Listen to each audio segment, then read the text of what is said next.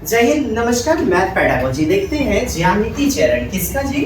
Geometrical concept तो when Healy महोदय ने दिया हुआ है। इनके जो लेवल है, स्तर है, वो 0 से 4 तक। जैसे कि लेवल 0 और पहला वाला क्या है? चाक्षुषीकरण, जिसे मानसिक चित्रण, जिसे अवलोकन, दृश्यीकरण, दृश्यमानीकरण कहते हैं। मतलब बच्चा ना सिर्फ वस्तुओं के आकृति को देखकर उसके आकार के आधार पर बनावट, दिखावट, जैसे बिस्किट का बनावट, बच्चा कहेगा बिस्किट को देखकर आयत।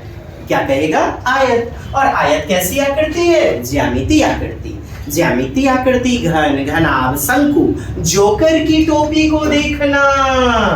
और बच्ची का कहना शंकु। क्या? कोन। तो कोन क्या है? ज्यामिति आकृति। और बच्चे ने देख करके बताया, तो यही तो है चाक्षुषीकरण, विजुअलाइजेशन। मतलब समोसे को जैसे देखकर त्रिभुज का कहना, जैसे बिस्किट को देखकर आयत कहना, रेक्टेंगल कहना, ये सभी किसके उदाहरण हैं? दृश्यीकरण, चाक्षुषीकरण, चाक्षुष प्रक्रमण। रोटी को देखा, सर्किल बता दिया बच्चे ने, चाक्षुषीकरण है। विश्लेषण दूसरा वाला स्टेज 2, लेकिन लेवल 1। बच्चा गुणों के आधार पर, किसके आधार पर? गुण के आधार पर, कैरेक्टरिस्टिक्स के आधार पर विशेषताओं को बताता है। दो आकृतियों के बीच गुण के आधार पर बता पाता है। आकृति चित्र भी बना लेता है और चित्र आकृतियां वगैरह खींच भी लेता है। आप कहेंगे बच्चा किस स्तर पर है? एनालिसिस, विश्लेषण के स्तर पर है। जैसे वर्ग और आयत, रेक्टेंगल में अंतर बताना। लेवल 2 की बात करें, अनौपचारिक निगमन, या इसी को संबंध कहते हैं, रिलेशन, अमूर्तता या अमूर्तन विचार, एब्स्ट्रैक्शन। यहां आपने देख लिया ना, विश्लेषण में गुण इंपॉर्टेंट है, गुणों के आधार पर। और यहाँ अनौपचारिक निगमन, यहाँ पर बच्चा ना विभिन्न आकृतियों के बीच संबंध को बता पाएगा। कई सारे आकृति, जैसे समद्विबाहु त्रिभुज है तो दो कोण सममित हैं, मतलब सिमेट्रिकल, दो कोण बराबर। अतः कहेगा बच्चा दो भुजाएं क्या होंगी? इक्वल, बराबर। ऐसा संबंध बता देता है। बच्चा बता पाता है वर्ग और आयत में संबंध, कि वर्ग एक आयत भी होता है। उदाहरण निम्नलिखित। इसमें बच्चा ना किसमें? साहब अनौपचारिक निगमन, यानी तीसरा वाला, लेवल 2, स्टेज 3, संबंध या अमूर्तन या अमूर्तता। इसमें बच्चा आकृति के बीच संबंध बना लेता है। एक आयत भी होता है, स्क्वायर, है ना, लेकिन आयत वर्ग नहीं होता। वर्ग एक आयत होता है, ये कॉन्सेप्ट याद रखना चाहिए। समद्विबाहु त्रिभुज के दो कोण क्या? सिमेट्रिकल होते हैं। अगला है औपचारिक निगमन। क्या? औपचारिक निगमन। औपचारिक निगमन, इसमें बच्चा आकृति के फॉर्मूले ढूंढने लगता है। किसको?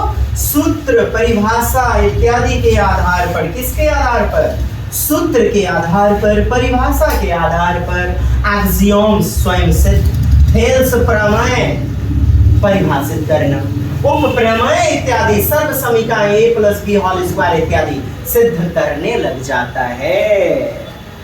सूत्रों का प्रयोग करके। किसका प्रयोग? सूत्र का, परिभाषा का, फॉर्मूला ढूंढने लग जाता है। इसी को तो कहते हैं औपचारिक निगमन, इसी को निगमन, डिडक्शन कहते हैं।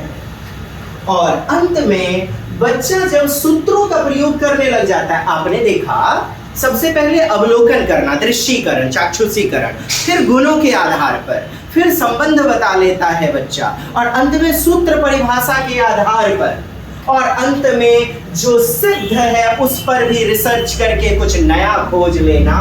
मतलब सिद्ध किए गए प्रमेय वगैरह में भी कुछ नया इजाद करना, खोजना, दृढ़ता या द्रोणता का स्तर। इसमें बच्चा आकृतियों के फॉर्मूले ढूंढने लगता है।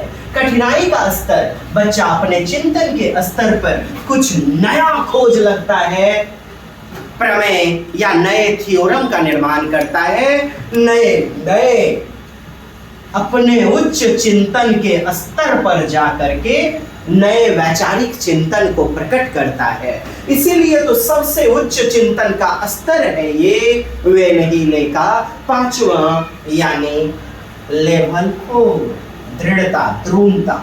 ज्यामिति चिंतन के आधार पर वस्तु आकृतियां बना लेता है। किसके आधार पर? ज्यामिति चिंतन के आधार पर। स्वयं सिद्ध प्रणालियों में भी तुलना करने लग जाता है।